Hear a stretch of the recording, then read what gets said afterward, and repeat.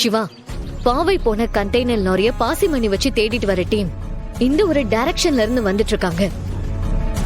அதோட அவங்க அனுப்புன லைவ் லொகேஷன் இங்க பக்கத்துல தான் காட்டுது. அப்போ அந்த கண்டெய்னர் லாரி இந்த வழியா தான் வந்திருக்கா?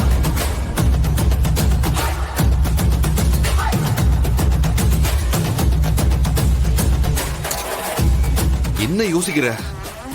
வர்மா ஏதோ ஒரு பெரிய வேலை பண்றான்னு தோணுது. என்ன சொல்ற? வர்மா தப்பிக்க இருக்கிற வெள்ளி முனை பக்கத்துல தான் பாவையும் குழந்தைங்களையும் கடத்தின கண்டெய்னர் லாரி போன பாதையும் கரெக்டா கனெக்ட் ஆகுது. அதோட ரேஷ்மா அந்த ஆமணில குழந்தைங்களை கடத்தின இடத்த தேடி போயிருக்கிற அந்த ஏரியாவும் இங்கதான் அந்த வெள்ளி முனை போற வழியில இருக்கு. அப்ப மூணுக்கும் நடுவுல கம்மி டிஸ்டன்ஸ் தான். ஒருவேளை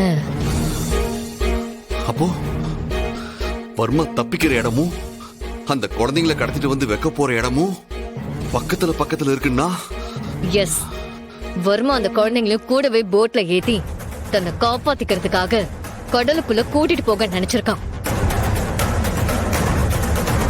களி ஒரு பக்கம் பாதியா இன்னொரு பக்கம் பாதியா அவ கடத்தின குழந்தைங்களை பிரிச்சு நம்மள டைவர்ட் பண்ண பிளான் பண்ணிருக்கான். அதோட மட்டும் இல்ல, முன்னாடியே பிளான மாத்துறதுக்கான ஐடியால தான் இருந்திருக்கா.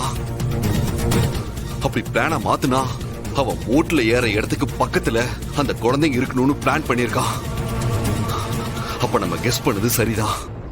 அவ தப்பிக்கிறதுக்கு அந்த குழந்தைங்கள பணயமா வச்சிருக்கா.